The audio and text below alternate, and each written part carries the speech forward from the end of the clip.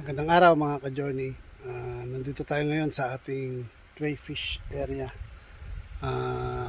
Last video ko gumawa tayo ng water system, water filter system. Tignan natin ngayon kung magiging effective ba yung paggawa natin ng water system. As of the moment, kung napapansin nyo, medyo green na yung tubig natin, which hindi ko alam kung indicate yan ng magandang tubig o marumi na siya. Kaya tignan natin, pagganahin natin yung water system na ginawa natin.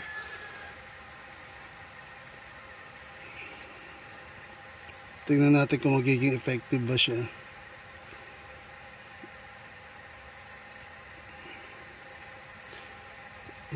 Tignan natin kung mapaklikler niya yung tubig. Kung naalala nyo yung water system, gumamit tayo ng isang balde. Yan po siya. Gumamit po tayo ng isang drum. Tapos nilagyan natin ng bato, buhangin, foam.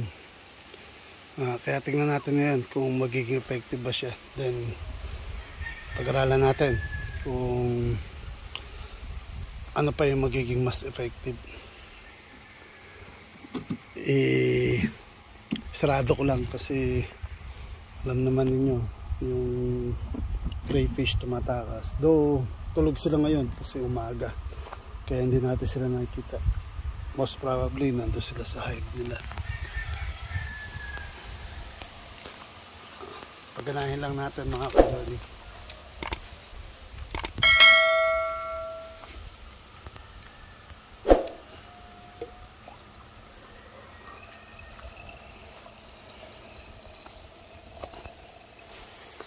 Kung naalala nyo, wala pa kami kuryente rito. Kaya ang ginawa ko, bumili ako ng aerator. Itong aerator na to, ano siya, dual bisolar. Pwede mo siyang i-plug in. Yan, gumagana na po siya.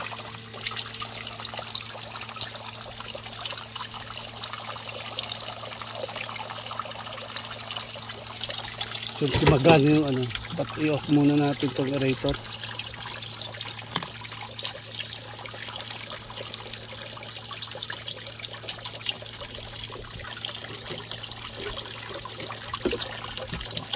Hayaan na lang muna natin siya ma-charge. Kasi battery operated po yan. Kung maganda yung sikat ng araw, kaya niyang pagganahin ng 24 hours. Yun po kung maganda yung sikat ng araw. So yun na po, patatakbuhin natin siya ng 24 hours or more. Tingnan natin kung kaya niyang paklirin yung tubig natin.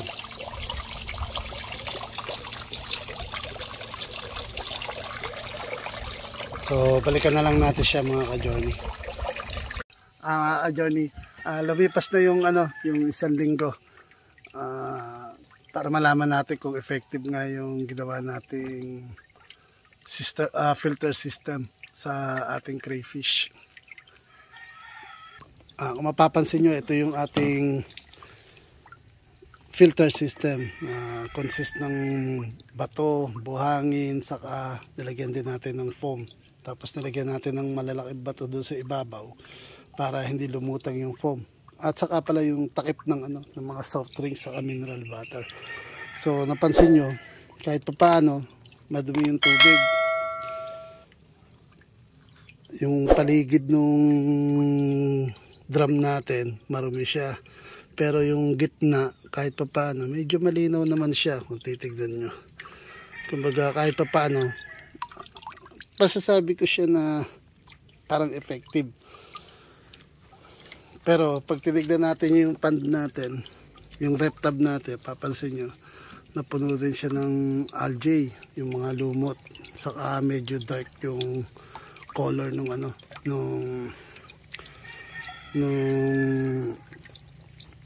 water. Pero may isang rason kasi.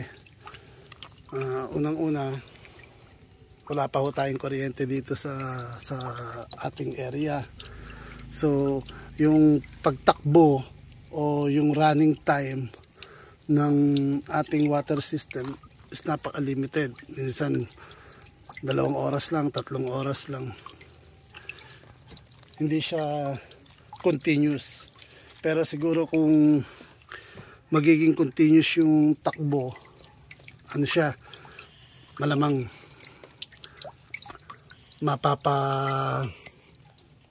mapapaliwanag natin yung tubig, or sabihin natin malilinis yung tubig.